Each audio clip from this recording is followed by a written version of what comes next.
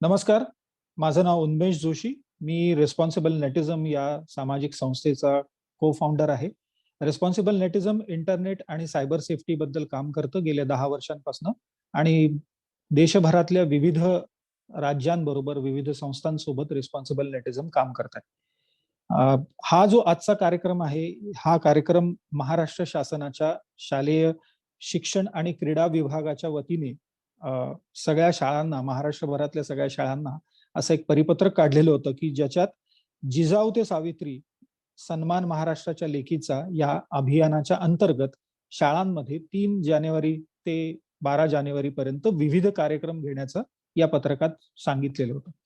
अनेक शाळांच्या सोबत आम्ही संलग्न आहोत आणि यातनं चर्चेतनं असा विषय आला, की दिनांक 11 जानेवारी रोजी सायबर सुरक्षिततेविषयी प्रशिक्षण घेण्याच्या बद्दलचं या परिपत्रकात म्हटलेलं होतं आणि म्हणून अनेक शाळांनी या कार्यक्रमासाठी उत्सुकता दाखवली आणि म्हणून आपण आज हा सायबर प्रशिक्षणाचा वर्ग घेत आहोत. या परिपत्रकानुसार इयत्ता 8वी ते 12वीच्या मुलांसाठी हा कार्यक्रम असावा असं सजेस्ट केलेलं होतं आणि आम्ही अनेक शाळांच्या बरोबर संलग्न आहोत. त्या शाळांमधली जवळपास 200 पेक्षा जास्त शाळांमधले विद्यार्थी या कार्यक्रमात आज जोडले गेलेले आहेत. अ, हा खरं तर खूप मोठा उपक्रम आहे. या उपक्रमामध्ये अनेक विविध कार्यक्रम दिनांक 3 जानेवारी पासून होत आहेत. सावित्रीबाई फुलेंचा जयंती म्हणजे महिला शिक्षण दिनानिमित्त हे विविध कार्यक्रम होत आहेत आणि महिला शिक्षणाचं महत्त्व आपल्या सगळ्यांना माहितीच आहे. त्यात देखील आता शिक्षण या सगळ्या परिस्थितीमुळे इंटरनेटवरती आणि ऑनलाईन होत आहे. तर या ऑनलाईन शिक्षणाच्या दरम्यान अनेक असे प्रसंग आपल्याला अशा अनेक प्रसंगांना आपल्याला सामोरं जायला लागतं, ज्याच्यामध्ये आपल्यासोबत किंवा आपल्या बरोबरच्या कोणाबरोबर काही इंटरनेटवरती सायबर स्पेसमध्ये काही गुन्हे होण्याची शक्यता असते. तर या सगळ्यापासनं आपण कसं दूर राहायचं, हे जाणून घेण्यासाठी, समजून घेण्यासाठी आजचा हा कार्यक्रम आहे. या कार्यक्रमाअंतर्गत आज मी उन्मेष जोशी आणि माझे सहकारी तुषार भगत आपल्याशी सायबर सुरक्षिततेविषयी चर्चा करणार आहोत. अ, आपण या कार्यक्रमाला सुरुवात करूया. काही सूचना आहेत आपल्यासाठी. हा कार्यक्रम आपण सगळेजण YouTube वरती बघत आहात, यात सहभागी झालेला आहात. आपल्याला कमेंटचा एक ऑप्शन खाली असतो YouTube वरती बघत असताना. कृपया आपल्या कमेंट्स याच्यामध्ये मेन्शन करा. या कार्यक्रमाच्या मध्ये वेळोवेळी आम्ही काही सूचना देणार आहोत. तुमच्यासाठी काही फीडबॅक फॉर्म्सच्या लिंक टाकणार आहोत. तर कृपया या लिंक तुम्ही कॉपी करा या कमेंट बॉक्समधनं. त्या लिंकवरती क्लिक करा आणि यात सांगितलेल्या ज्या सूचना आहेत त्या फॉलो करा. तुमचे काही प्रश्न इथे तुम्ही मांडण्याचा प्रयत्न करा. आम्हाला जेवढं जमेल तेवढी आम्ही उत्तरं या कमेंट बॉक्समध्ये देऊच. त्याशिवाय आपल्या ज्या शाळांमध्ये आपण आहात त्या शाळांच्या मार्फत देखील आम्ही ही लिंक आपल्यापर्यंत पाठवण्याचा प्रयत्न करूया. मी माझी पीपीटी आता शेअर करतो.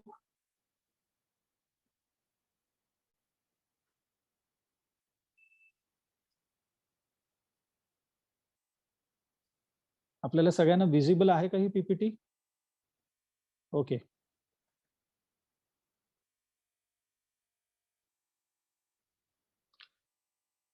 तर रिस्पॉन्सिबल नेटिज्म इस संस्था की ओर से हम आपके साथ में ये डिस्कशन आज कर रहे हैं।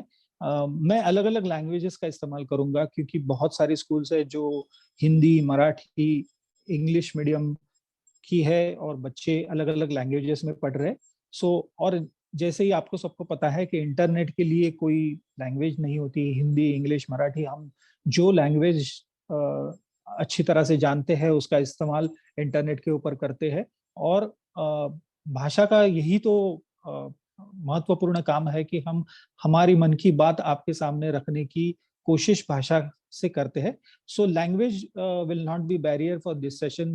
We are going to use all the three languages, Marathi, Hindi, and English for this session. So it will be easier for all of you to understand about all the important things which we are going to share today. So जैसे मैंने कहा कि responsible नेटिज्म ये संस्था, responsible का मतलब आप जानते हैं, रिस्पॉन्सिबल यानी जिम्मेदार, और नेटिजन्स ये शब्द है। हम इंटरनेट के ऊपर के जो सिटीजन्स है इन्हें अभी नेटिजन्स कहा जाता है. So all of us are netizens and एक जिम्मेदार नेटिजन बनने के लिए हमें क्या क्या चीजों को फॉलो करना चाहिए, इसके बारे में आज हम डिस्कशन करने वाले हैं। यह है हमारी इंटरनेट की दुनिया, जिसमें ये बहुत सारे लोगोज आपको दिख रहे हैं, अलग अलग लोगोज है अलग अलग प्लेटफॉर्म्स के, और जो हमारी जिंदगी का एक अहम हिस्सा, महत्वपूर्ण हिस्सा हो चुके हैं। मॉर्निंग जैसे ही हम उठते हैं तो पहले 5 मिनट के अंदर, पहले ऐसा होता था कि हम उठते थे, सुबह की जो इम्पोर्टेंट चीजें होती थी, ब्रशिंग होता था, क्लीनिंग होता था, ये सारी चीजें कर लेते थे और उसी के बाद में काम पे लग जाते थे। लेकिन आजकल ऐसा होता नहीं। आजकल उठने के बाद एक तो मोबाइल के ऊपर ही अलार्म होता है, तो मोबाइल तो सर के बाजू में ही रखा जाता है। आजकल तो इंटीरियर डिजाइनिंग में भी सारी चेंजेस हो गई है। बेड के आजू बाजू में 2-4 चार्जिंग पॉइंट्स तो हमें लगते ही है ना, चार्जिंग करने के लिए। तो जैसे ही हम उठते हैं तो पहली चीज यही करते हैं कि जो मोबाइल का अलार्म होता है वो बंद करते हैं और 5 मिनट के अंदर मोबाइल हाथ में लेके मोबाइल के ऊपर सर्फिंग करना शुरू कर देते हैं। So all of these are important things in our life. ये सारी चीजें बहुत इंपॉर्टेंट है। मैं सेशंस शुरू करने के पहले एक चीज सबके साथ शेयर करना चाहता हूँ कि हम इंटरनेट के या सोशल मीडिया के बिल्कुल खिलाफ नहीं हैं। इंटरनेट और सोशल मीडिया, ये सारी टेक्नोलॉजी हमारे लिए बनी हुई है और ये अच्छी है। हमें इसका अच्छी तरह से इस्तेमाल करना है, जिम्मेदारी के साथ इस्तेमाल करना है। तो मैं जहां जहां पे आपको कुछ चीजों के बारे में बताऊंगा या ये चीजें बुरी है, इसे नहीं करना चाहिए, इसका मतलब यही है कि आपको इसको सावधानगिरी से, ये सोशल मीडिया प्लेटफॉर्म्स को और इंटरनेट को बहुत सावधानगिरी से आपको इस्तेमाल करना है। सो ये हमारी इंटरनेट की दुनिया है जिसको हम सुबह से लेके रात तक इस्तेमाल करते हैं। इसमें बहुत अच्छी चीजें हैं, ऑनलाइन बैंकिंग है, और पिछले 2 सालों में इंटरनेट की वजह से ही हम दुनिया भर के लोगों के साथ, हमारे दोस्तों के साथ, फैमिली के साथ में कनेक्टेड थे, क्योंकि ये बहुत डिफिकल्ट टाइम फेस था जिसमें हमने बहुत सारी अच्छी चीजें करके दिखाई है। और बहुत सारे स्कूल्स ने, बच्चों ने ऑनलाइन एग्जाम्स दिए हैं और पिछले 1.5 साल से बहुत सारे बच्चे ऑनलाइन ही सीख रहे हैं। तो हमें ये सारी चीजों का ध्यान रखना बहुत जरूरी है कि क्या क्या हमें करना है। सो इंटरनेट के ऊपर जैसे अच्छी चीजें हैं, वैसे ही इंटरनेट के ऊपर बहुत सारी बुरी चीजें भी हैं। इंटरनेट के ऊपर होने वाले जो क्राइम्स हैं या साइबर स्पेस में होने वाले जो क्राइम्स है, जिसे हम साइबर क्राइम कहते हैं, ये सारी चीजें आपको बिल्कुल पता है। बहुत सारे साइबर क्राइम के बारे में न्यूज प्रिंट्स पे, टेलीविजन चैनल्स पे, अलग अलग जगह पे लिखा होता है, आपने शायद उसके बारे में पढ़ा ही होगा। स्पेसिफिकली आज हम बच्चों के खिलाफ क्या क्या क्राइम्स होते हैं, और बहुत सारे ऐसे भी क्राइम है जिसमें बच्चे भी शामिल होते हैं और बच्चों के खिलाफ भी केसेस रजिस्टर होते हैं। तो ऐसे कुछ क्राइम्स के बारे में हम इंफॉर्मेशन लेंगे। सबसे पहला क्राइम है हैकिंग। तो हैकिंग के बारे में तो मेरे ख्याल से सबको पता होगा, लेकिन ये जो शब्द है टू हैक, इसका मतलब शायद ही किसी ने ढूंढा होगा, पढ़ा होगा। टू हैक का मतलब है टू स्टील, यानी किसी के भी मोबाइल से या किसी भी डिजिटल डिवाइस से या उसके सोशल मीडिया प्लेटफॉर्म से, बैंकिंग से आप अगर डेटा चोरी करते हैं, उनके पासवर्ड ले लेते हैं, एक्सेस बिना इजाजत करते हैं, तो इसे हैकिंग कहा जाता है। हम पिछले 10 साल से अलग अलग स्कूल्स के साथ, बच्चों के साथ काम करते हैं। मैं बहुत सारे मुंबई के स्कूल्स में और महाराष्ट्र के अलग अलग स्कूल्स में भी सेशन ले चुका हूँ। जब भी बच्चों को हम पूछते थे कि हैकिंग कितने लोग करते हैं या कितने लोगों को पता है हैकिंग करना, तो बहुत सारे बच्चे हाथ ऊपर करते थे, या अपने दोस्त का, बाजू वाले बैठे हुए दोस्त का हाथ ऊपर करके बता देते थे कि सर ये हैकिंग करता है। तो हैकिंग गलत सही, ये बहुत बड़ा डिस्कशन का पॉइंट है, लेकिन इथिकल और अनइथिकल, ये हैकिंग के दो अलग अलग पार्ट है। जिसमें इथिकल हैकिंग यानी गवर्नमेंट के लिए या पुलिस के लिए या आर्म फोर्सेस के लिए या अपनी सिस्टम को प्रोटेक्ट करने के लिए जो किया जाता है, इसे इथिकल कहा जाता है। बाकी सारी चीजें, आप बिना इजाजत दूसरों के अकाउंट से चीजें चोरी करना या किसी के वाईफाई के पासवर्ड को हैक करना, ये सारी चीजें करना यानी कानूनन जुर्म है। बहुत सारे बच्चों ने ये भी कहा है कि सबसे ज्यादा बच्चे क्या करते हैं कि बाजू वाले के घर का वाईफाई का पासवर्ड हैक करना या सोसाइटी का कॉमन वाईफाई जो पासवर्ड है उसको हैक करना। देखिए, गेमिंग हैक करना, वाईफाई के पासवर्ड हैक करना, ये सारी चीजें, या किसी के सोशल मीडिया अकाउंट्स को हैक करना, ये सारी चीजें क्रिमिनल है। और information technology act, IT act के अंदर ये नॉन बेलेबल ऑफेंसेस है, जिसके लिए आपको 3 साल की सजा या 2 लाख रुपए तक का जुर्माना हो सकता है। सिचुएशन की क्या ग्रेविटी है, इसके ऊपर ही ये सारी पनिशमेंट डिसाइड होती है। लेकिन ऐसे बहुत सारे केसेस है जिसमें ना सिर्फ बच्चों को, उनके पेरेंट के खिलाफ भी केसेस दर्ज हो चुके हैं। क्योंकि होता ऐसा है कि आपके जो मोबाइल है या फिर आपके इंटरनेट के कनेक्शन है, वो आपके मम्मी डैडी के नाम पे होते हैं। और फिर जब भी पुलिस इन्वेस्टिगेट करती है, तो जिसके नाम पे ये डिवाइसेस है या जिसके नाम पे ये इंटरनेट का कनेक्शन है, उसके खिलाफ केसेस दर्ज होते हैं। सो मेरा आपको सबको यही कहना है कि अगर आपको हैकिंग सीखना है, बिल्कुल सीखिए। पहले कोडिंग के बारे में, बाकी कंप्यूटर के बारे में जानकारी जो है वो सीख लीजिए। हैकिंग के कोर्सेस है। आप कंप्यूटर साइंस में ग्रेजुएशन, पोस्ट ग्रेजुएशन करोगे, अलग अलग ऑर्गेनाइजेशंस के साथ में आपको काम करना है, तो उसके लिए हैकिंग के अलग अलग कोर्सेज अवेलेबल है, इथिकल हैकिंग के। तो वहां पे जाके आप कोर्स सीखिए और इसका सही ढंग से इस्तेमाल कीजिए। गलत तरीके से आप करोगे तो ये क्राइम ही माना जाएगा। दूसरा क्राइम है फेक प्रोफाइल क्रिएट करना। फेक प्रोफाइल यानी दूसरे की आइडेंटिटी, इसे आइडेंटिटी थेफ्ट भी कहा जाता है। दूसरे की आइडेंटिटी यानी दूसरे के फोटोग्राफ, नाम का इस्तेमाल करना, किसी को मजाक मस्ती में तंग करने के लिए भी अगर आप इस तरह से करते हैं, तो भी ये क्राइम माना जाता है। तो मेरा यही आपसे विनती है कि प्लीज मजाक मस्ती में भी किसी के फेक प्रोफाइल मत क्रिएट कीजिए। बहुत सारे लोगों के 2-2, 4-4, 5-5 प्रोफाइल्स होते हैं इंस्टाग्राम के ऊपर, स्नैपचैट्स के ऊपर। तो प्लीज इस तरह से, आप अगर 2 या 4 अकाउंट खोलने हैं तो आपको अलग अलग इन्फॉर्मेशन देनी पड़ती है, क्योंकि नहीं तो अकाउंट खुलता ही नहीं है। तो आप गलत इन्फॉर्मेशन देना भी कानूनन जुर्म है। तो प्लीज इस तरह से किसी के भी नाम से फोटो या उसके फोटो का इंफॉर्मेशन का इस्तेमाल करके अकाउंट बिल्कुल मत खोलिए। तीसरा क्राइम है मॉर्फिंग। मॉर्फिंग यानी फोटो मॉर्फिंग के बारे में हम बात करें। फोटो मॉर्फिंग यानी किसी के भी इमेज का गलत तरीके से, फोटो का गलत तरीके से इस्तेमाल करना। होता क्या है मॉर्फिंग में कि किसी के चेहरे का इस्तेमाल दूसरे किसी इमेज के ऊपर, बॉडी के ऊपर पेस्ट किया जाता है, और उसको उसी व्यक्ति को परेशान करने के लिए इस्तेमाल किया जाता है। तो हैरेसमेंट के लिए बहुत बार इस तरह से प्रयोग किया जाता है, या किसी को ब्लैकमेल करने के लिए ये मॉर्फिंग के तरीके अलग अलग इस्तेमाल किए जाते हैं। तो आप कहोगे कि फोटो मॉर्फिंग और फोटो एडिटिंग में क्या क्या डिफरेंस है? फोटो एडिटिंग तो हम एनहांस करने के लिए, फोटो अच्छे दिखने के लिए इस्तेमाल करते हैं। इसके बहुत सारे अलग अलग एप्स अवेलेबल है जिसका हम इस्तेमाल करते हैं। लेकिन मॉर्फिंग में जानबूझ के किसी की बदनामी करने के लिए, किसी को परेशान करने के लिए ये सारी चीजों का इस्तेमाल किया जाता है। यानी इंटेंशन, हर चीज के पीछे का इंटेंशन बहुत इंपॉर्टेंट होता है।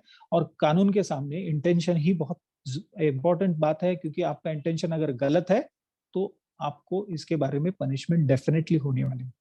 तो इस तरह से अगर कोई आपको परेशान कर रहा है, मॉर्फिंग, आपके फोटो मॉर्फ करके आपको परेशान कर रहा है, तो बिल्कुल बिना हिचके आप इसके बारे में आपके टीचर्स के साथ में, पेरेंट्स के साथ में बात करना बहुत जरूरी है। तीसरा क्राइम है स्टॉकिंग।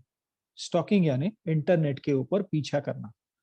हम रोजमर्रा की जिंदगी में भी देखते हैं, कई बार हमें लगता है कि कोई हमारा पीछा कर रहा है या हमारे घर तक आ रहा है, हम कहाँ पे रहते हैं वो देखने की कोशिश करता है। तो इंटरनेट पे तो बिल्कुल आसान है किसी को भी स्टॉक करना, क्योंकि दो चीजों का हम ध्यान ही नहीं रखते। एक, हमारा डेटा कितनी, कहाँ कहाँ पे हम शेयर कर रहे हैं, हमारे फोन नंबर्स, ईमेल एड्रेसेस, हम कहाँ कहाँ पे शेयर कर रहे हैं, ये हम बिल्कुल इसका ध्यान नहीं रखते। और दूसरी इंपॉर्टेंट बात है कि हम प्राइवेसी सेटिंग्स नहीं करते। तो अगर आपको व्हाट्सएप के ऊपर अननोन नंबर से कोई भी लगातार मैसेजेस भेज रहा है, वीडियोस भेज रहा है, तो आप क्या करेंगे? नेचुरली ब्लॉक कर देंगे। लेकिन इसका ध्यान रखें कि ऑटो डाउनलोड के ऑप्शन बंद रखें। आपके मोबाइल में जो वीडियोस आएंगे, इमेजेस आएंगे, इसको ऑटो डाउनलोड मत होने दीजिए। तीसरी इंपॉर्टेंट बात, अगर आपने एक जगह एक अकाउंट को ब्लॉक किया और दूसरे अकाउंट से फिर से इस तरह से परेशानी होने लगी, तो आपको तुरंत इसके खिलाफ सोशल मीडिया प्लेटफॉर्म पे और पुलिस के साथ, पुलिस को कंप्लेंट रजिस्टर करना जरूरी है। स्टॉकिंग के बारे में मैं इतना ही कहना चाहूंगा कि आप भी किसी को स्टॉकिंग करने की कोशिश मत कीजिए। किसी ने कह दिया कि नहीं, फॉलो रिक्वेस्ट एक्सेप्ट नहीं किया, फ्रेंड रिक्वेस्ट एक्सेप्ट नहीं किया, आपको वहीं पे रुकना है। बार बार अलग अलग जगह से उस व्यक्ति को स्टॉकिंग करने की कोई जरूरत नहीं है। Fifth crime is cyber bullying. Cyber bullying के बारे में बहुत बहुत ज्यादा डिस्कशन अलग अलग प्लेटफॉर्म्स पे, इंटरनेट पे, चैनल्स पे, रेडियो पे, अलग अलग जगह पे बहुत डिस्कशन होता रहता है। तो जैसे ही ऑफलाइन में रैगिंग करना ये कानूनन जुर्म है, वैसे ही इंटरनेट की जो रैगिंग है उसे साइबर बुलिंग कहा जाता है। इसके अलग अलग फॉर्मेट्स है, यानी रैगिंग है, ट्रोलिंग है, अलग अलग फॉर्मेट्स में हैरेसमेंट की जाती है। तो ऐसे समय आपको क्या करना है? इंटरनेट के ऊपर अगर आपको बुलिंग होती है या कोई आपको परेशान कर रहा है, तो आपको तीन चीजों का ध्यान रखना बहुत जरूरी है। एक, आपको तुरंत, एक तो उसको आप जवाब मत दीजिए, क्योंकि जैसे ही आप जवाब देना शुरू कर जाएगा सामने वाला और भी अ, आपके पीछे पड़ जाएगा। दूसरी बात, अगर आपने जवाब नहीं दिया फिर भी आपको तकलीफ हो रही है, तो तुरंत इसके बारे में आपके पेरेंट्स के साथ में, किसी भी एल्डर आपके जिसके साथ में कम्युनिकेशन अच्छा है, इसके साथ में आप डिस्कस कीजिए और इसके बारे में कंप्लेंट रजिस्टर करना जरूरी है। इसी के साथ में सोशल मीडिया प्लेटफॉर्म जो है उसके ऊपर भी इसके बारे में आप कंप्लेंट रजिस्टर कीजिए। स्कूल्स में भी बहुत बार स्कूल के ग्रुप्स में या अलग अलग स्कूल्स के प्लेटफॉर्म्स में, कॉलेज के प्लेटफॉर्म्स में, ग्रुप्स में इस तरह से बुलिंग होती रहती है। यानी ऐसे भी मैंने इमेजेस या ऐसे भी मैंने चीजें देखी है जिसमें ये सब लोग मिलकर ये डिसाइड करते हैं कि आज इसको लेते हैं, आज इसकी बजा डालते हैं। ये सारे वर्ड्स मैंने पढ़े हुए, वही मैं इस्तेमाल कर रहा हूँ। तो इस तरह से किसी को परेशान करना, टारगेट करना, ये क्राइम है और ये नॉन बिलेबल ऑफेंस भी है। मैं एक केस यहाँ पे शेयर करूंगा मुंबई की। किसी स्कूल में एक, मुंबई के बाहर से एक फैमिली मुंबई में शिफ्ट हो गई थी। उसके पेरेंट्स थे, वो मुंबई के किसी ऑफिस में काम कर रहे थे और ये बच्चा था वो थोड़ा शॉर्ट था, चश्मा लगाता था और क्लास में उससे बच्चों ने बुलिंग करना शुरू कर दिया। तो उसने स्कूल में 2-3 दिन जाना बंद कर दिया। तो किसी ने उसको फोन करके बताया कि अरे इंस्टाग्राम पे देख तेरा एक प्रोफाइल क्रिएट है और उसके ऊपर बहुत सारी डिस्कशन चल रही है, बहुत सारे लोग कमेंट कर रहे हैं। उसने जैसे ही देखा उसको बहुत बुरा लगा और उसने खुद को अपने को एक रूम में बंद कर दिया। पेरेंट्स को बहुत बहुत मशक्कत से वो रूम का दरवाजा उसको खोलने को रिक्वेस्ट करनी पड़ी। उसके बाद में पेरेंट्स ने उसके साथ बातें की और जब भी ये इंस्टाग्राम पे देखा तो उनको भी बहुत गुस्सा आया और इसके खिलाफ स्कूल में कंप्लेंट उन्होंने कर दी। जैसे ही स्कूल के प्रिंसिपल्स ने ये सारे कमेंट्स पढ़े, ये सारे बच्चों को बुला लिया। तो बच्चों के पेरेंट्स को तो बिल्कुल पता ही नहीं था, बहुत सारे लोगों के पेरेंट्स को पता ही नहीं होता कि उनके बच्चे अलग अलग प्लेटफॉर्म का इस्तेमाल कर रहे हैं। तो मेरी सबको यही रिक्वेस्ट है कि आप अगर 13 साल के नीचे है तो किसी भी सोशल मीडिया का इस्तेमाल बिल्कुल मत कीजिए। व्हाट्सएप का इस्तेमाल आपके मम्मी डैडी के अकाउंट से आपको करना जरूरी है। तीसरी इंपॉर्टेंट बात कि आप कौन से प्लेटफॉर्म इस्तेमाल कर रहे हैं, अगर 13 साल के ऊपर है तो कौन से प्लेटफॉर्म इस्तेमाल कर रहे हैं, इसके बारे में बात करना जरूरी है। अभी आप सब 8 से ऑनवर्ड हो यानी 13 साल के ऊपर हो, तो आप सबको आप कौन से प्लेटफॉर्म का इस्तेमाल करते हो इसके बारे में पेरेंट्स को बताना बहुत जरूरी है। तो इंटरनेट के ऊपर इस तरह से चीजें होती है। ये केस में फिर टीचर और प्रिंसिपल ने सारे बच्चों को बुलाया, पेरेंट्स को बुलाया और बच्चों के साथ में बात की। फॉर्चुनेटली ये बच्चे के पेरेंट्स जो थे वो बहुत अच्छे थे, उन्होंने कहा कि हम पुलिस के पास नहीं जाएंगे। लेकिन बच्चे ने उस स्कूल में जाने के लिए मना कर दिया। दूसरे स्कूल में जाना पड़ा, उसका एक साल बर्बाद होगा। जो बच्चों ने कमेंट्स किए थे उनको स्कूल्स की तरफ से पनिश किया गया। उनको साइबर सेफ्टी के बारे में और बुलिंग के बारे में अवेयरनेस करने के लिए कहा गया। ये बच्चों ने गलती मान ली और उन्होंने भी अवेयरनेस किया। सो ये स्टोरी का अंत तो बहुत अच्छा था, लेकिन ऐसी बहुत सारी स्टोरीज है, ऐसे बहुत सारी केसेस है जिसमें बच्चे हैरेसमेंट की वजह से, बुलिंग की वजह से सुसाइडल भी हो जाते हैं। तो ऐसे समय आपको, आपके साथ में जो पढ़ने वाले बच्चे हैं, आपके दोस्त है, अगर दोस्त नहीं भी है लेकिन आपके साथ में पढ़ रहे हैं, तो उनके बारे में एम्पैथी दिखाना बहुत जरूरी है। क्योंकि हमें जैसे बुरा लगता है वैसे सामने वाले को भी बुरा लगता है। तो आपको अगर पता चल रहा है कि कोई किसी को बुली कर रहा है, तो इसके बारे में आप आपके स्कूल में टीचर्स के साथ में, पेरेंट्स के साथ में बिल्कुल बात कीजिए। देखने वाले की भूमिका में मत बैठिए, बायस्टैंडर्ड मत हुई। क्योंकि आपको इसके बारे में अगर जानकारी है तो आपको डेफिनेटली इसके बारे में हेल्प लेनी चाहिए, किसी को बताना जरूरी है। आप किसी को bully मत कीजिए, क्योंकि ये नॉन बेलेबल ऑफेंस है और इसके खिलाफ केसेस रजिस्टर हो सकती है। रिसेंटली एक सर्वे आया था 2 साल पहले, टीसीएस यानी टाटा कंसल्टेंसी सर्विसेज ने ये सर्वे किया था, और ये सर्वे में यही बताया था कि भारत में लगभग 12 साल से 18 साल के बच्चों में से 33% बच्चों ने, 1/3 बच्चों ने साइबर बुलिंग का सामना कहीं ना कहीं पे किया है, किसी ना किसी फॉर्म में, इंटरनेट के ऊपर। तो प्लीज इसका ध्यान रखिए, और अगर आपको कोई भी हेल्प लगती है तो आपको बिल्कुल बिल्कुल शर्माना नहीं है, आपको इसके बारे में तुरंत हेल्प लेनी है। ये अलग अलग फॉर्मेट है जिसमें साइबर बुलिंग होती है। डेयर्स देना यानी चैलेंजेस देना, ऐसा करके दिखा, वैसे करके दिखा, ये सारी चीजें बुलिंग के अंदर ही आती है। तो सेक्सटिंग होता है, बहुत सारे गलत गलत गंदे शब्दों का प्रयोग होता है, बॉडी शेमिंग होती है, यानी दूसरे के शारीरिक व्यंगों से उसके ऊपर टीका टिप्पणी की जाती है, उसके नाम रखे जाते हैं।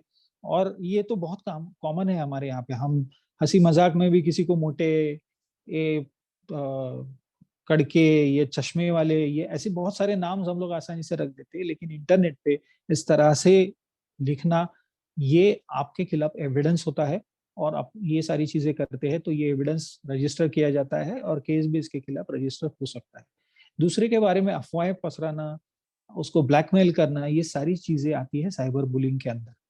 तो प्लीज बी केयरफुल, मजाक मस्ती में भी ये सारी चीजें मत कीजिए। ये एक नॉन बिलेबल ऑफेंस है। इसमें से बहुत सारी चीजें आपको बता दी गई है। एक इंपॉर्टेंट बात इसमें से मैंने बताई नहीं थी, वो तो है कि आपको सोशल मीडिया प्लेटफॉर्म के ऊपर भी इसके बारे में रजिस्टर करना है। और ये किसी का हक नहीं है कि, या ये किसी कोई भी आपको ये इस तरह से परेशान नहीं कर सकता। ये आपका हक है कि आप इंटरनेट के ऊपर और इंटरनेट का सही ढंग से सेफ्टी के साथ में इस्तेमाल कर सकें। तो ये थे सारे क्राइम। अभी हम आगे बढ़ेंगे एक इम्पॉर्टेंट चीज के ऊपर, वो है इंटरनेट पे खेले गए गेम्स, ऑनलाइन गेम्स। सो ऑनलाइन गेम्स अलग अलग फॉर्मेट में, अलग अलग जगह पे आपको अवेलेबल होते हैं। एक तो आपके प्ले स्टोर्स में या ऐप स्टोर्स में अलग अलग गेम्स होते हैं जिसको आप डाउनलोड करते हैं, जो खेलते हैं। इसमें बहुत सारे गेम्स ऐसे हैं कि जिसकी एज ग्रुप 13 साल के ऊपर है, या 16 साल के ऊपर है, या 18 साल के ऊपर है। तो मेरा यही कहना है सबको कि आपको कोई भी गेम खेलने से पहले आपको ये चेक करना है कि इसकी एज ग्रुप क्या है। पबजी बहुत पॉपुलर गेम था, और अलग अलग फॉर्मेट में अभी अलग अलग लेवल पे जैसे ही बैन किया गया, अलग अलग फॉर्मेट में अलग अलग लेवल्स पे वो अवेलेबल है, और बच्चे बहुत बड़ी तादाद में उसे खेलते भी हैं। तो आपको ये ध्यान रखना है कि आप जो गेम खेल रहे हैं उसका एज अप्रोप्रिएशन क्या है। दूसरी इंपॉर्टेंट बात कि आप जो गेम खेल रहे हैं वो कितना वायलेंट है, किस तरह से, क्योंकि वायलेंट होने से क्या होता है कि ये कहीं ना कहीं आपके मन के ऊपर, आपके बिहेवियर के ऊपर इसका जरूर इम्पैक्ट होता है। और ये बहुत सारे रिसर्च में प्रूव भी हो चुका है। तो कितने वायलेंट गेम आपको खेलने हैं, कितने घंटे खेलना है, कि इसके पीछे कितना समय देना है, ये भी जानना बहुत जरूरी है, और इसका ध्यान रखना भी जरूरी है। और एक इम्पोर्टेंट बात जो गेम्स में दिखाई देती है वो है मल्टी प्लेयर गेम्स, जिसमें चैटिंग का ऑप्शन होता है, या आप बातें भी कर सकते हैं। तो ऐसे सारे जो गेम्स है, ये गेम्स में आपको ध्यान रखना है, क्योंकि ऐसी केसेस हो चुकी हैं। हमारे पास एक केस आई थी जिसमें मुंबई के अंधेरी की एक स्कूल थी, जिसमें कुछ बच्चों ने पबजी खेलते समय दो अननोन, क्योंकि आपको पता है इसमें टीम बना के खेलना पड़ता है, इस तरह के जो गेम होता है इसमें टीम बना के खेलना पड़ता है। तो इस टीम में दो बच्चे थे और उन्होंने किसी अननोन व्यक्ति के साथ में, दो अननोन व्यक्ति के साथ में उन्होंने गेम खेलना शुरू कर दिया। बच्चों के साथ जैसी फ्रेंडशिप बढ़ गई, उन्होंने कहा कि एक पैकेट है, हमें अंधेरी लोखंड वाला एरिया में एक जगह पे पहुंचाना है, क्या आप पहुंचा सकते हैं? तो बच्चों ने कहा हाँ पहुंचा सकते हैं, स्कूल छूटने के बाद मिलते हैं। अंधेरी स्टेशन के पास कहीं पे मिले और ये पैकेट लेके वो बच्चे ये जगह पे पहुंच गए। कहीं से पुलिस को ये इन्फॉर्मेशन मिली थी कि यहाँ पे कुछ चीज लाके देने वाला है, और पुलिस वहां पे सिविल ड्रेस में खड़ी थी। जैसे ही बच्चे वहां पे पहुंचे, उनकी पुलिस ने इन्वेस्टिगेशन की और बच्चों के साथ जो पैकेट्स मिले इसमें ड्रग्स थे। अभी इस केस में पुलिस ने इन्वेस्टिगेशन की, पुलिस को बहुत बहुत सारे एविडेंस दिखाने पड़े कि ये बच्चों को उनके नाम भी पता नहीं थे अनफॉर्चुनेटली, क्योंकि गेम खेलते समय उन्होंने दूसरे नाम रखे हुए थे। तो आपको ये ध्यान रखना है कि आप इंटरनेट के ऊपर किसके साथ में क्या क्या चीजें करते हैं। चैटिंग बिल्कुल मत कीजिए अननोन लोगों के साथ में।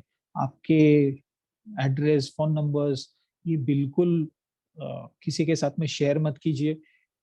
कोई गेम अगर बैन किया गया है तो इसे सोच समझ के बैन किया गया है, तो आप इसको थर्ड पार्टी जगह से, या जो अगर प्ले स्टोर में, ऐप स्टोर में अवेलेबल नहीं है, तो थर्ड पार्टी डाउनलोड्स भी बहुत सारे बच्चे करते हैं, एपीआई फाइल्स लेके कहीं ना कहीं से कुछ जुगाड़ करके ये सारे गेम्स डाउनलोड करते हैं और इस्तेमाल करते हैं। लेकिन इसमें बहुत सारी गलत चीजें होती है जो आपके कंप्यूटर को, आपके सिस्टम को, फोन को भी इन्फेक्टेड कर सकते हैं। तो इस चीजों का आपको ध्यान में रखना है। कोई भी गेम खेलने से पहले उसका रेटिंग चेक करिए। esrb.org और pegi.org ये ऑर्गेनाइजेशन है जिसके ऊपर जाके आपको इन गेम्स के बारे में जानकारी लेनी। तो हम ये चैट बॉक्स में डाल ही रहे हैं कि ये सारे जो ऑर्गेनाइजेशंस के नाम है, उनकी लिंक है, वो अभी चैट बॉक्स में भी डालेंगे। तो आप इसको कॉपी कर लीजिए और इसके ऊपर गेम खेलने के पहले जाके आपको चेक करना जरूरी है। गेमिंग खेलते समय कुछ रूल्स को आपको फॉलो करना है।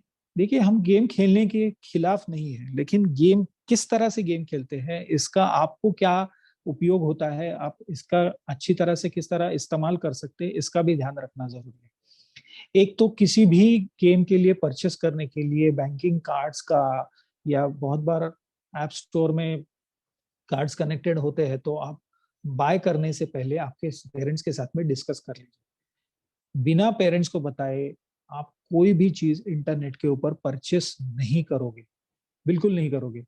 किसी के कार्ड का या डिजिटल वॉलेट्स का या यूपीआई पेमेंट सिस्टम्स का आप बिल्कुल इस्तेमाल नहीं करेंगे। ये बिल्कुल गलत है। ऑनलाइन गेम कोई भी परचेस करने से पहले या गेम्स के अंदर कुछ चीजें परचेस करने के पहले आपको पेरेंट्स के साथ में बात करना जरूरी है।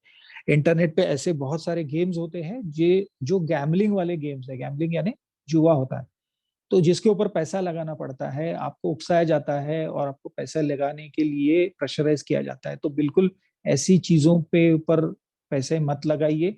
कोई भी चीज आपको अगर परचेस भी करनी है तो इसके बारे में आपको पेरेंट्स के साथ में डिस्कस करना बहुत जरूरी है। आपका प्रियर प्रेशर है, आपके दोस्त है जो आपको अगर फोर्स कर रहे हैं कि नहीं ये कर वो कर, तो भी आप उनके साथ में और पेरेंट्स के साथ में ये डिस्कस करना जरूरी है।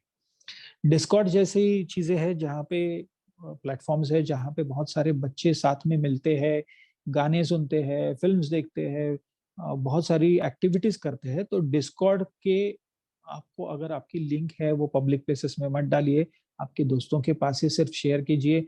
इसकी प्राइवेसी सेटिंग्स और इसके सेफ्टी की जो चीजें हैं वो आपको ध्यान रखनी है। आपको इंटरनेट के ऊपर जिम्मेदार गेमर की तरह ही बर्ताव करना है और उसी तरह ये सारे प्लेटफॉर्म का इस्तेमाल करना है। और आपको अगर लग रहा है कि आप ओवरबोर्ड हो रहे हैं तो इसके बारे में आप हेल्प ले सकते हैं। ये बहुत इंपॉर्टेंट है कि आपको अगर कुछ गलत ऑब्जेक्शनेबल मैसेजेस आते हैं या कोई आपको पुश करता है, फोर्स करता है to share your images without clothes, nude images, बिल्कुल मत कीजिए। कोई भी ऑब्जेक्शनेबल कंटेंट शेयर करना ये गलत होता है, आगे जाके इसका गलत तरीके से इस्तेमाल होता है। इवन वीडियो कॉल के दरमियान भी अगर कोई आपको प्रेशराइज कर रहा है, मेरा तो यही कहना है कि आप वीडियो कॉल भी सावधानगिरी से कीजिए। अगर पॉसिबल रहेगा या अगर बहुत ही जरूरी है तो ही इसका इस्तेमाल कीजिए।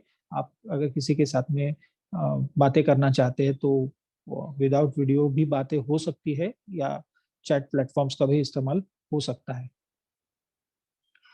ये बहुत सारे अलग अलग क्राइम्स है जो आजकल बच्चों के साथ बहुत बारात हो रही है। इसमें डेटिंग एप्स का बहुत बड़ा हाथ है।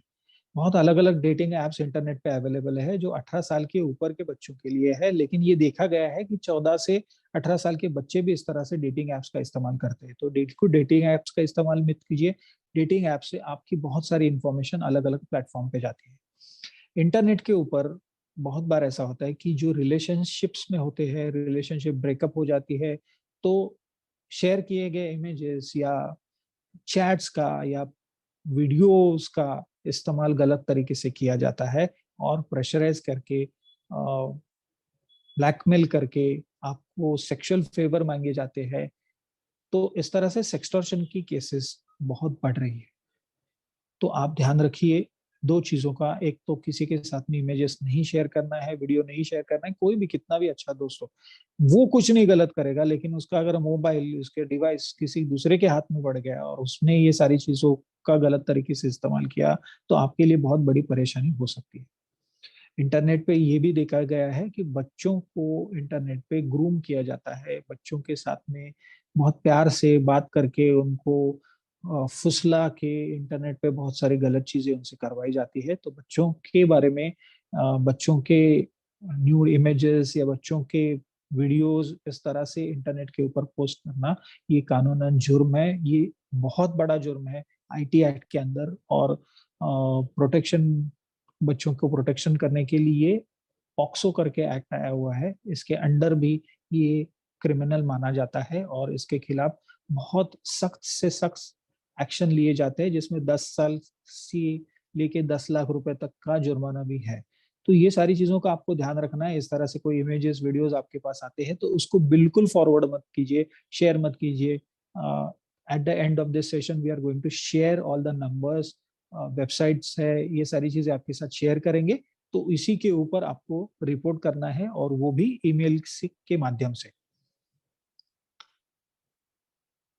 आप जिस उम्र में है उस उम्र में बहुत सारी चीजों के बारे में क्यूरियोसिटी होती है, और इसके बारे में हम खुल के बात नहीं करते। तो आपको खुल के किसी ना किसी के साथ, आपके घर में मम्मी डैडी के साथ में, या आपके बड़े भाई बहन है उनके साथ में, या टीचर्स के साथ में, किसी के साथ खुल के बात करनी चाहिए। इंटरनेट के ऊपर इस ये सारी चीजें ढूंढते समय बहुत बार पोर्नोग्राफिक वेबसाइट के सामने आ जाते हैं, और इस तरह से पोर्नोग्राफिक साइट्स पे बच्चे भी जाते हैं और इसको देखने की कोशिश करते हैं। तो एक तो आप 18 साल के नीचे हो तो इस तरह से देखना कानूनन जुर्म है।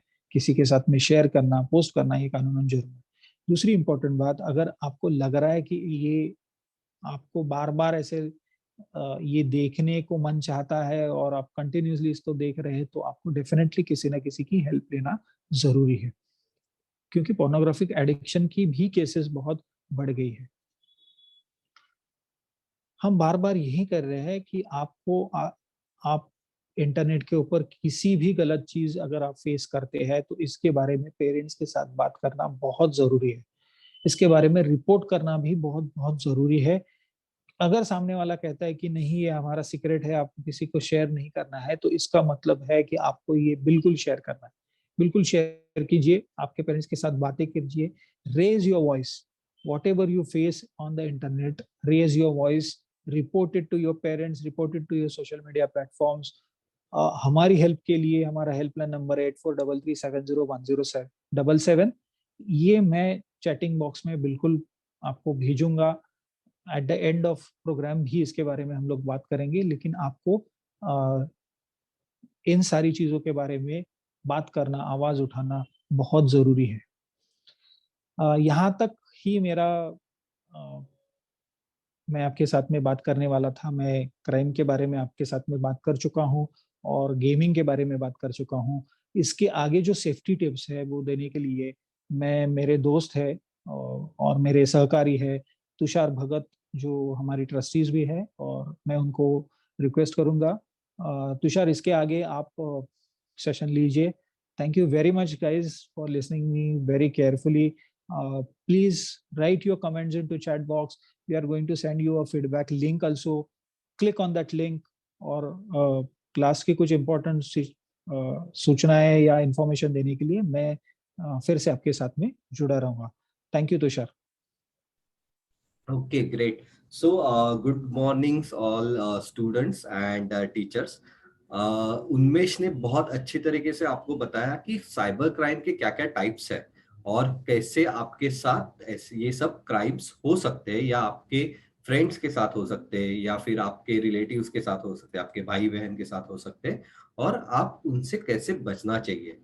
मैं आपको बताने वाला हूं कि ये करने के लिए अगर आप आपको सेफगार्ड करना चाहते हो इंटरनेट के ऊपर, तो क्या सिक्योरिटी टिप्स आपको फॉलो करना चाहिए. ये सिक्योरिटी टिप्स जो मैं दे रहा हूं वो आप इमीडिएटली आपके फोन पे या आपके लैपटॉप पे डेस्कटॉप पे लॉग इन करके इम्प्लीमेंट कर सकते हैं with in next half an hour और आप आपको सुरक्षित कर सकते हैं इंटरनेट के माध्यम पे. राइट. टिप्स देने से पहले एक बात हम कहना चाहते हैं आपको.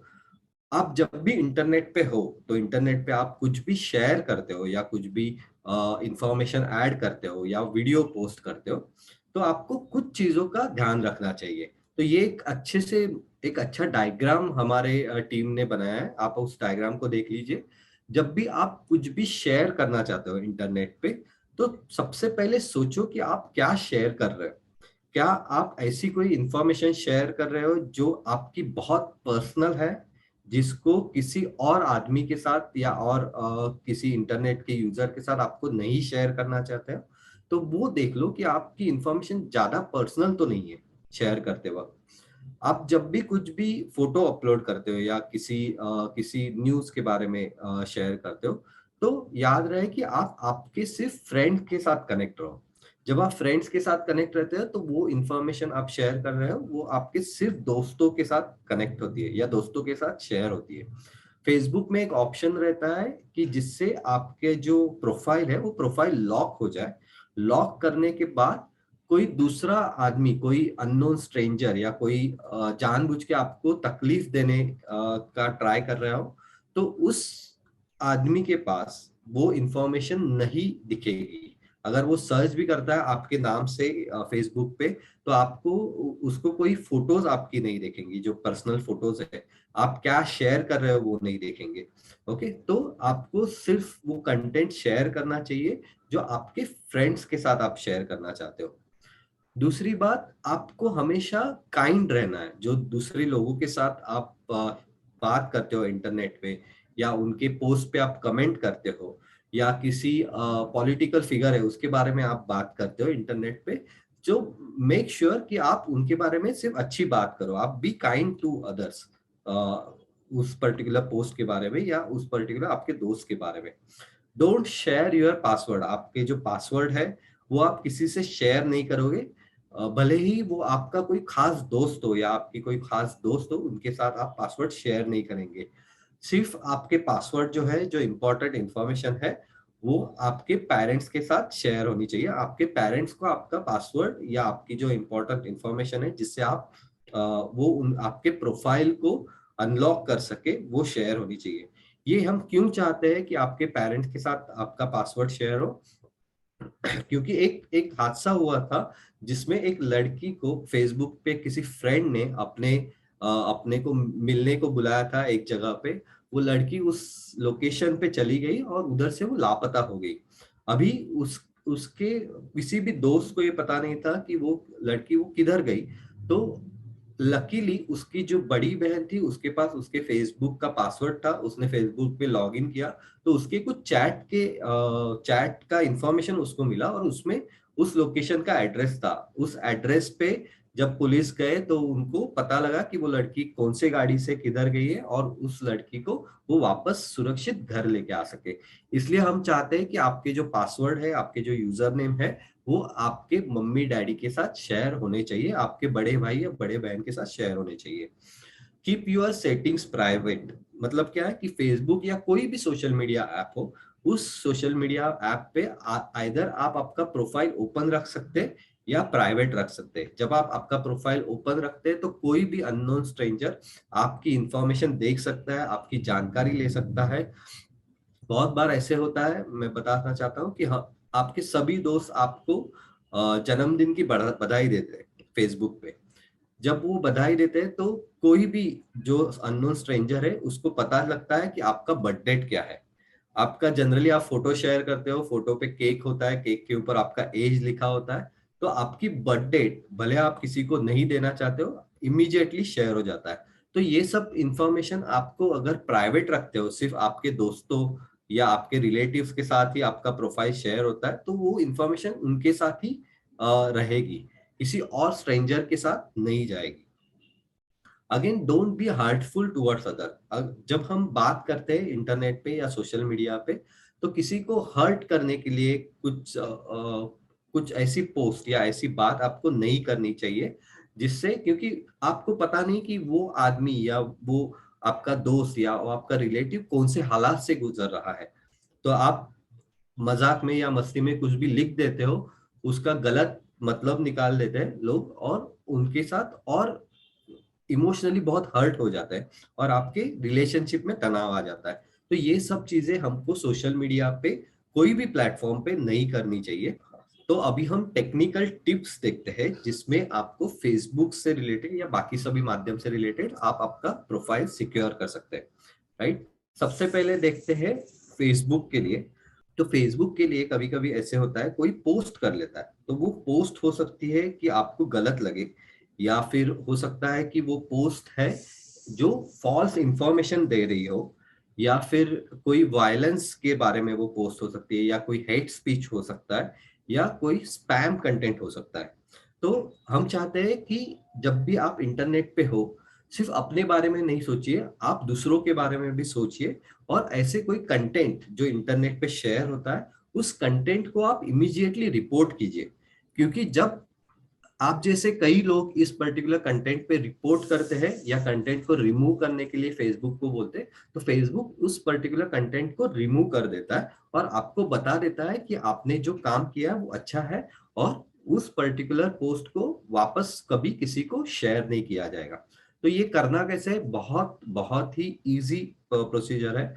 जब भी कोई पोस्ट आप देखते हो और आपको लगता है कि ये पोस्ट गलत है, तो उस पोस्ट के ऊपर एक 3 डॉट आपको दिखाई देंगे। इन 3 डॉट के ऊपर आपको क्लिक करना है। जब आप क्लिक करेंगे तो आपको एक ऑप्शन आएगा, फाइंड सपोर्ट और रिपोर्ट दिस पोस्ट। जब आप उसके ऊपर क्लिक करते हो तो आपको पूछा जाता है कि ये रिपोर्ट आपको क्यों करना है। क्या इसमें वायलेंस है, क्या इसमें न्यूडिटी है, हैरेसमेंट है, सुसाइड या सेल्फ इंजुरी रिलेटेड कंटेंट है। तो आपको अप्रोप्रिएट ऑप्शन सिलेक्ट करना है और फेसबुक को रिपोर्ट करना है। जब आप रिपोर्ट करते हो तो फेसबुक उस पर्टिकुलर कंटेंट को देख लेता है और रिव्यू करता है। जब ज्यादा से ज्यादा लोग रिपोर्ट करते हैं और रिव्यू करने के बाद अगर वो चाहता है तो ये कंटेंट रिमूव कर सकता है। तो आप जब सोशल मीडिया पे हो तो आपकी एक जिम्मेदारी भी बनती है कि सोशल मीडिया पे अच्छी तरीके से कंटेंट शेयर हो। कभी कभी कैसे होता है कि आपका कोई दोस्त है या रिलेटिव है, उस रिलेटिव या दोस्त का एक फेक प्रोफाइल क्रिएट होता है। फेक प्रोफाइल क्रिएट होके ये जनरली ये वो लोग करते हैं जो स्कैम करना चाहते हैं। तो स्कैम करने के लिए वो एक फेक प्रोफाइल बना लेते हैं, वो आपको रिक्वेस्ट भेजते हैं। आपको लगता है कि मेरे ही दोस्त का प्रोफाइल है क्योंकि फोटो तो उस पर्टिकुलर दोस्त की है, तो आप एक्सेप्ट कर लेते हो। एक्सेप्ट करने के बाद आपके साथ चैटिंग शुरू हो जाता है और कुछ गलत गलत इंफॉर्मेशन आपसे मांग लिया जाता है या फिर पैसों की डिमांड हो जाती है। ओके, तो इस केस में आपको क्या करना है, जो प्रोफाइल है, वो प्रोफाइल जब आपको पता चलता है कि ये फेक प्रोफाइल है, तो उस पर्टिकुलर प्रोफाइल के ऊपर जो 3 डॉट्स रहते हैं जो हमने स्क्रीन पे दिखाया, उसके ऊपर क्लिक करना है। नेक्स्ट स्क्रीन पे आपको आ जाएगा फाइंड सपोर्ट और रिपोर्ट प्रोफाइल।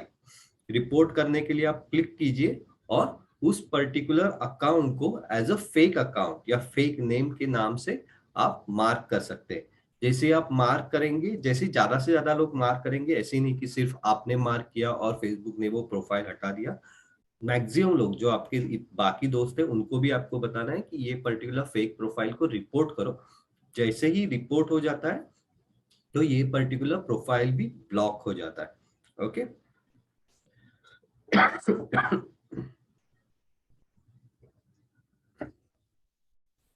ओके। सो इसके बाद आता है इंस्टाग्राम पे। इंस्टाग्राम या फेसबुक या कोई भी आजकल सोशल मीडिया प्लेटफॉर्म है, उन्होंने एक अच्छी चीज निकाली है जिसको कहते हैं टू फैक्टर ऑथेंटिकेशन। अभी ये टू फैक्टर ऑथेंटिकेशन क्या है कि समझो आपका कोई अकाउंट है, फेसबुक या सोशल मीडिया अकाउंट है, वो कोई हैक करना चाहता है। तो हैक करने के लिए क्या करेगा, आपका ईमेल आईडी तो उसको पता होता है जनरली सबको, ईमेल आईडी एंटर करेगा और अलग अलग पासवर्ड ट्राई करेगा। अगर गलती से आपने बहुत इजी पासवर्ड रख दिया है तो सबसे पहले आपको आपका पासवर्ड चेंज करना है। आपका पासवर्ड बहुत कॉम्प्लेक्स होना चाहिए, मैक्सिमम टू मैक्सिमम कैरेक्टर जिसको बोलते हैं हम लोग, एटलीस्ट 10 to 15 कैरेक्टर्स का पासवर्ड होना चाहिए। उसमें स्पेशल कैरेक्टर्स होना चाहिए, नंबर्स होना चाहिए, और कोई इजीली गेस नहीं कर पाए ऐसा कोई पासवर्ड होना चाहिए। और फिर भी जब मान लो कि किसी ने आपका पासवर्ड गेस कर लिया और आपके अकाउंट को एक्सेस करने का ट्राई किया, राइट, तो टू फैक्टर ऑथेंटिकेशन क्या करता है, वो आपको एक एसएमएस भेजता है। एसएमएस में ओटीपी रहता है, जब तक वो ओटीपी आप एंटर नहीं करते उस अकाउंट का एक्सेस आपको नहीं मिलता। तो मैं चाहता हूं जैसे ही अपना सेशन खत्म हो जाए, आप आपके सभी सोशल मीडिया अकाउंट, सभी ईमेल अकाउंट में जाइए, टू फैक्टर ऑथेंटिकेशन ढूंढिए और टू फैक्टर ऑथेंटिकेशन ऑन कीजिए। अभी इंस्टाग्राम के कैसे ऑप्शन ऑन करना है, आपको पहले सेटिंग्स में जाना है। सेटिंग्स में जाके ऑप्शंस में जाना है। ऑप्शंस में आपको बाकी सब सेटिंग्स के साथ एक टू फैक्टर ऑथेंटिकेशन एक ऊपर ही ये मिलेगा, ऑप्शन मिलेगा, उसके ऊपर क्लिक करना है और ये ऑप्शन सिक्योरिटी को ये ऑन करना है। जैसे ही आप ऑन करते हो तो आपको आपका नंबर पूछा जाता है और उस नंबर पे आपको जो ओटीपी आएगा वो ओटीपी एंटर करना है और आपका नंबर उस पर्टिकुलर अकाउंट से लिंक हो जाएगा। तो जब भी आप लॉगिन किसी और डिवाइस से भी ट्राई करने जाते हो तो आपको ये ओटीपी एंटर करके वही एंट्री मिलेगी, राइट। फेक अकाउंट इंस्टाग्राम पे भी होते हैं जैसे फेसबुक पे होते हैं, तो उसको कैसे आपको रिपोर्ट करना है, इंस्टाग्राम पे टॉप में आपको जो 3 डॉट्स है वो अगेन आपको 3 डॉट्स पे क्लिक करना है। उसके ऊपर रिपोर्ट करके बटन आ जाएगा, रिपोर्ट पे आप क्लिक कर सकते हो और वो पर्टिकुलर अकाउंट रिपोर्ट कर सकते हो। इंस्टाग्राम में कभी कभी आपको मैसेज रिक्वेस्ट आ जाता है, उस मैसेज रिक्वेस्ट को भी आप रिस्ट्रिक्ट कर सकते हो कोई भी अकाउंट से आने वाले, और बोल सकते हो कि इस पर्टिकुलर अकाउंट से आने वाले मैसेजेस को फिल्टर करना है, राइट। या आप कोई अकाउंट को ब्लॉक भी कर सकते हो। स्नैपचैट बहुत लोग यूज करते हैं, स्नैपचैट पे भी आप आपकी सिक्योरिटी सेटिंग्स हाई रख सकती है। तो कैसे रखना है आपको हाई, ऊपर एक टॉप में आपको एक गियर जैसा आइकॉन दिखेगा, वो गियर जैसे आइकॉन पे आप क्लिक करते हो, आप सेटिंग्स में जाओगे। सेटिंग्स में जाने के बाद आप जब भी आपके स्टोरीज है या कोई आपके फोटोज शेयर करते हो, आपको सिलेक्ट करना है कि ये स्टोरीज और फोटोज जो है वो सिर्फ अपने दोस्तों के साथ ही दिखने चाहिए, किसी और को आपके फोटोज या आपके पर्सनल इंफॉर्मेशन शेयर नहीं होना चाहिए, राइट। आप आपके स्टोरीज को कस्टम भी मार्क कर सकते हो ताकि आपके जो बहुत ज्यादा क्लोज फ्रेंड्स हैं उन क्लोज फ्रेंड्स को ही आपको इंफॉर्मेशन दिखनी चाहिए। जो स्नैपचैट में कभी कभी लोकेशन शेयर हो जाता है फोटोज के साथ, उस पर्टिकुलर लोकेशन को आप, भले आपके दोस्त हो या आपके रिश्तेदार हो, अगर आप सबसे कट ऑफ रखते हो या लोकेशन सिर्फ आपके लिए ही रखते हो तो अच्छा रहेगा, क्योंकि ताकि कोई आपको स्टॉक करने की ट्राई कर रहा हो तो वो नहीं कर पाएंगे, राइट। यूट्यूब पे भी आपको बहुत बार ऐसे कंटेंट दिखेंगे जो कंटेंट यूट्यूब पे नहीं होने चाहिए, या फिर कोई कंटेंट है जो वायलेंट है या हेटफुल है या किसी पर्टिकुलर आदमी या किसी पर्टिकुलर धर्म के बारे में बात कर रहे हैं, तो उस पर्टिकुलर कंटेंट को भी आपको इमीडिएटली रिपोर्ट करना है और उस पर्टिकुलर यूजर जो ऐसे कंटेंट अपलोड करना चाहता है उस यूजर को भी आप रिपोर्ट कर सकते हैं। उसके लिए जब भी कोई वीडियो आप देखते हैं, वीडियो के साइड में 3 बटन्स होंगे, उसके ऊपर आपको या गियर का आइकॉन होगा, गियर के आइकॉन पे क्लिक करना है और वो कंटेंट आपको रिपोर्ट करना है इमीडिएटली, राइट। आप इसके बारे में बात भी कर सकते हैं, आप सोशल मीडिया पे बात कर सकते हैं और बता सकते हैं कि ये कंटेंट जो है मुझे अच्छा नहीं लगा और इसको मैंने रिपोर्ट किया, और आपके बाकी दोस्तों को भी रिपोर्ट करने के लिए बोल सकते हैं ताकि यूट्यूब इमीडिएटली वो पर्टिकुलर कंटेंट निकाल दे। व्हाट्सएप, हम सभी लोग व्हाट्सएप भी यूज करते हैं, तो व्हाट्सएप सबके पास होता है, लेकिन मैं चाहता हूं कि आप अभी जाके आपके व्हाट्सएप में 2 फैक्टर ऑथेंटिकेशन या 2 स्टेप वेरिफिकेशन ऑन कीजिए। 2 स्टेप वेरिफिकेशन ऑन करने के लिए आपको वापस इमीडिएटली प्राइवेसी सेटिंग्स में जाना है। आपके सेटिंग्स में जाके प्राइवेसी पे क्लिक करना है, सॉरी,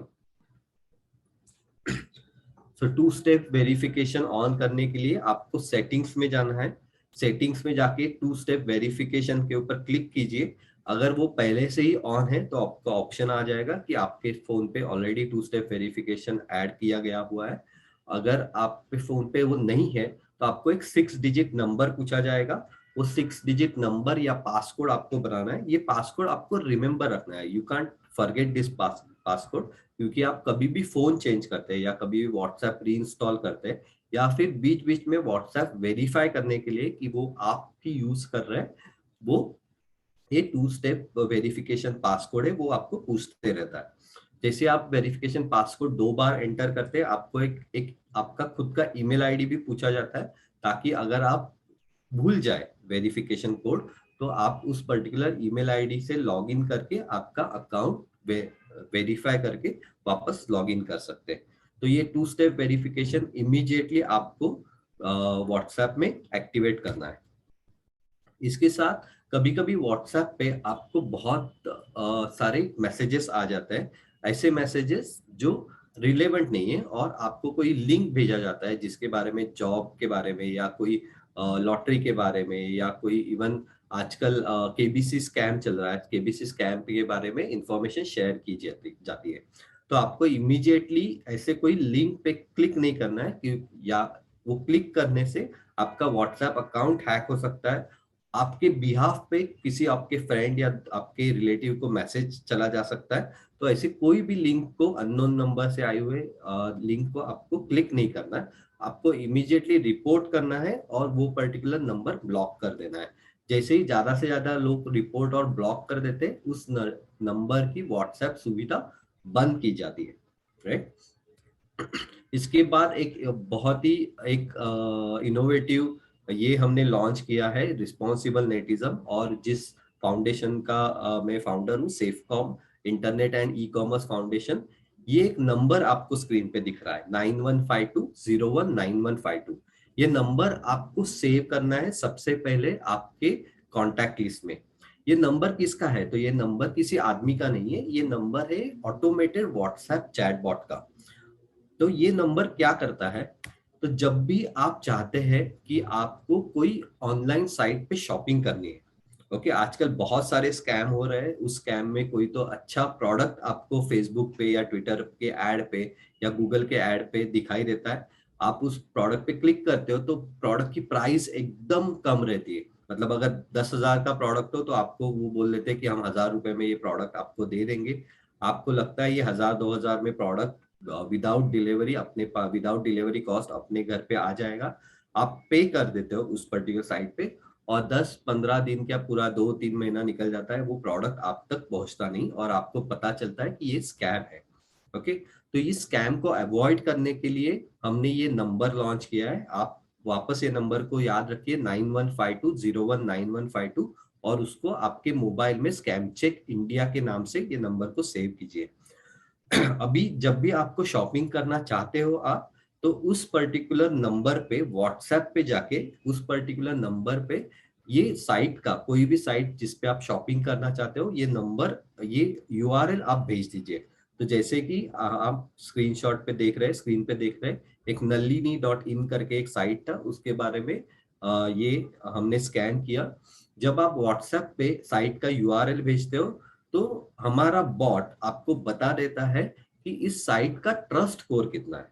तो अभी तो ट्रस्ट स्कोर 36 है, जो बहुत ही कम है। मतलब आप साइट पे बहुत कम ट्रस्ट कर सकते हो और इस पर्टिकुलर साइट पे शॉपिंग अवॉइड करें। अगर ट्रस्ट स्कोर आपका 80 के ऊपर आता है या 70 के ऊपर आता है, तो आप जाके उस पर्टिकुलर साइट पे शॉपिंग कर सकते हो। ऐसी बहुत सारी साइट्स हमने ब्लॉक करके रखी है, और इस साइट पे आप शॉपिंग करेंगे, जो ब्लॉक साइट्स है उस पे आप शॉपिंग करेंगे तो आपका पैसा डूब जाएगा। तो ये एक हमारा प्रयास है जिससे आप साइबर क्राइम जो ई कॉमर्स से रिलेटेड हो सकता है, उससे आप आपको सेफ गार्ड कर सकते हैं।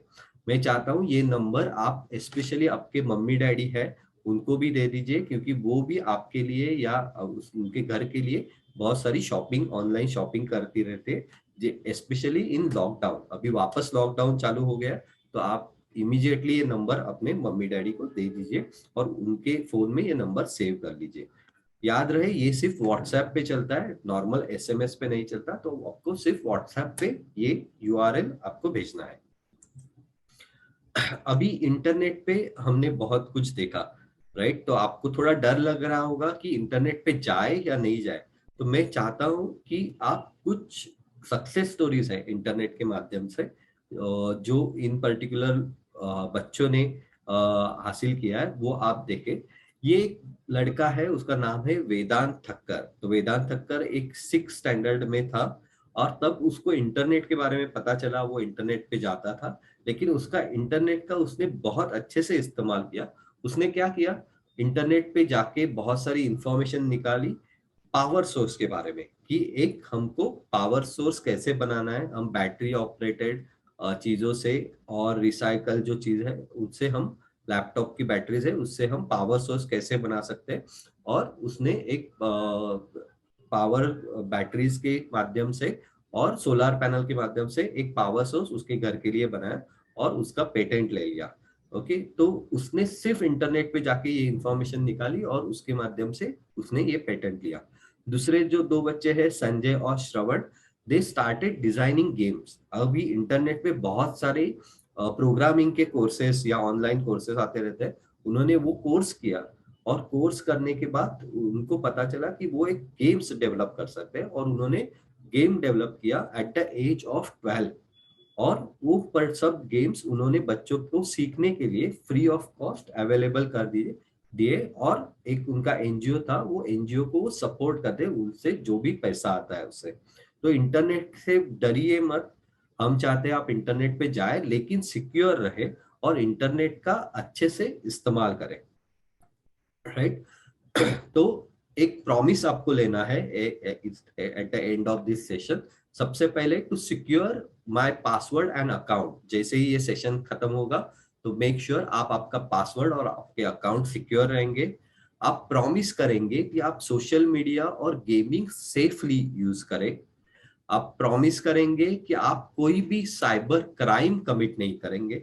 और अगर इंटरनेट पे कुछ गलत होता है, तो उसके बारे में आप वॉइस रेज करेंगे और रिपोर्ट करेंगे जो भी साइबर क्राइम हो रहे हो। Okay, do not share any objectionable content online. कोई भी कंटेंट है जो ऑब्जेक्शनेबल है, जिसमें न्यूडिटी है, पॉर्न है, या ऐसे कोई कंटेंट है, या सेल्फ हार्म इंजुरी है, वो कंटेंट आप ऑनलाइन शेयर नहीं करेंगे। आप खुद को तो प्रोटेक्ट करेंगे ही, आपके दोस्तों को और आपके फैमिली में इसके बारे में बात करेंगे, और आपके जो मम्मी डैडी है, आपके दोस्त है, आपके सिबलिंग्स है, उनको भी प्रोटेक्ट करेंगे। ये इंफॉर्मेशन जो आपने आज सीखा है, वो आप 5 से ज्यादा आपके दोस्तों तक शेयर करेंगे। और आप प्रॉमिस करेंगे कि आप रिस्पॉन्सिबल नेटिजन बने रहेंगे। और आने वाली बहुत जो साइबर क्राइम हमेशा आते रहते हैं, उसके बारे में खुद को और बाकी आपके दोस्तों को सिक्योर रखेंगे, और आप रिस्पॉन्सिबल नेटिजन बनेंगे, राइट?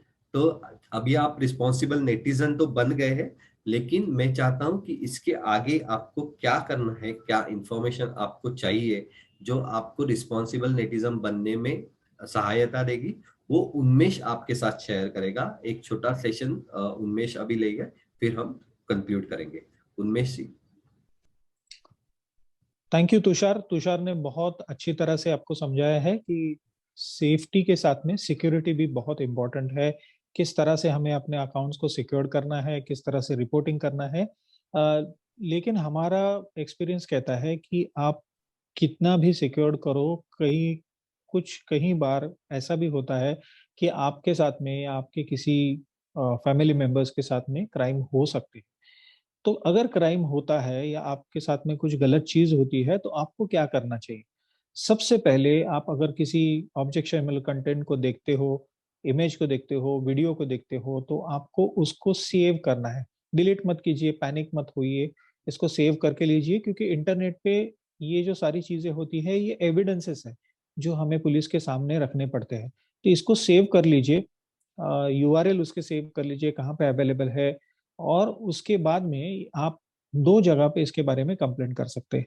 एक तो cybercrime.gov.in, ये सेंट्रल मिनिस्ट्री की वेबसाइट है जहाँ पे जाके आप इसके बारे में ऑनलाइन कंप्लेंट रजिस्टर कर सकते हैं।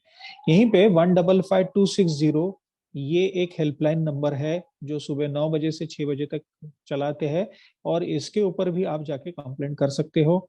और आप आपके नजदीक के पुलिस स्टेशन में भी इसके बारे में कंप्लेंट कर सकते हो। अगर फाइनेंशियल फ्रॉड्स है तो आपको सबसे पहले बैंक के पास में कंप्लेंट करना है। अगर आपके अकाउंट से पैसा चला जाता है, डेबिट हो जाता है, तो आपको तुरंत बैंक को इन्फॉर्म करके आपके कार्ड को, आपके बैंक अकाउंट को ब्लॉक करके रखना है। और उसके बाद में फिर cybercrime.gov.in या पुलिस स्टेशन में जाके आप कंप्लेंट कर सकते हो। कंप्लेंट के बारे में या किस तरह से कंप्लेंट रजिस्टर करना है, इसके बारे में अगर आपको कोई भी दुविधा हो, आपको समझ में नहीं आ रहा है, तो आप हमारी जो हेल्पलाइन है 8433701077, इसके ऊपर भी आप कॉल कर सकते हो। Tushar, can we move to next slide please. तो ये जगह पे कंप्लेंट करने के बाद में आपको इसके बारे में इंफॉर्मेशन पुलिस स्टेशन से तो मिलेगी ही, या फिर आप हमारे से कनेक्ट होके भी इसके बारे में हेल्प ले सकते हैं। आप सबके लिए, जो बच्चे इस वेबिनार में या इस प्रशिक्षण वर्ग में जो शामिल हुए हैं, उनके लिए एक सबसे इम्पोर्टेंट बात है कि हमने WNS केयर्स फाउंडेशन के साथ में मिलके ये एक वेबसाइट बनाई है जिसका नाम है साइबर स्मार्ट। और ये साइबर स्मार्ट वेबसाइट पे आप जाके बहुत अच्छे वीडियोस देख सकते हैं, और आपको साइबर स्मार्ट का एक सर्टिफिकेट भी मिल सकता है। तो ये सर्टिफिकेट मिलने के लिए हमने एक नीचे कमेंट में एक लिंक दी है, और इसी के साथ में आपके स्कूल में भी हम ये लिंक शेयर करने वाले हैं। तो ये एक फीडबैक फॉर्म रहेगा जिसमें आपको ये सारी इंफॉर्मेशन फिलअप करके साइबर स्मार्ट की वेबसाइट पे जाना है, जिसकी लिंक वहां पे दी गई रहेगी।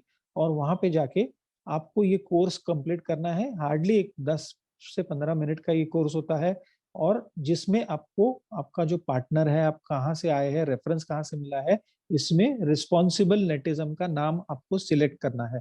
और ये सिलेक्ट करने के बाद, ये प्रोसेस कंप्लीट करने के बाद, आपको इसका एक सर्टिफिकेट भी मिल जाएगा जो आप डाउनलोड कर सकते हो, या आपके सोशल मीडिया प्लेटफॉर्म्स के ऊपर आप शेयर भी कर सकते हो। Next slide please. ये सारे इंपॉर्टेंट नंबर्स है जिसके बारे में हम लोग ऑलरेडी बात कर चुके हैं। रिस्पॉन्सिबल नेटिज्म की वेबसाइट है www.responsiblenetism.org। ये हमारा ईमेल एड्रेस है responsible-netism@gmail.com। रिस्पॉन्सिबल नेटिज्म का हेल्पलाइन नंबर है 8433701077। 1098 सबको पता है चाइल्ड लाइन का हेल्पलाइन है, तो आप ये दोनों नंबर्स का इस्तेमाल कर सकते हो। और cybercrime.gov.in, ये साइट पे भी जाके आप इसके बारे में कंप्लेंट कर सकते हो। मेरा आप सबको यही कहना है, सबको यही विनती है कि please report crime, whatever happens with you, report it. Police is there, we are there, your parents are there to help out. आप जितना इसको छुपाओगे उतनी ही आपकी तकलीफ बढ़ते जाएगी। सो इंटरनेट पे सुरक्षित इंटरनेट का इस्तेमाल करना ये हमारे सबका हक है। It is our cyber right. So to get that cyber right, we need to fight, we need to report it on the social media platform as well as to the police also. So आप सब लोग responsible netizens है, हमारे साथ में जुड़े रहिए। Internet के ऊपर हमारी वेबसाइट है, हमारे सोशल मीडिया प्लेटफॉर्म्स है, फेसबुक है, ट्विटर है, इंस्टाग्राम है, इसके ऊपर हमारे अकाउंट्स है रिस्पॉन्सिबल नेटिज्म के नाम से, तो आप उसको फॉलो कर सकते हैं। गाइस, स्टे कनेक्टेड, आप सब जुड़े रहिए हमारे साथ में। हम लोग आगे मिलके हमारा हमारा सिटी, हमारा स्टेट, हमारी कंट्री, हम साइबर सेफ्टी की तरफ लेके जाएंगे। Thank you very much for joining this session.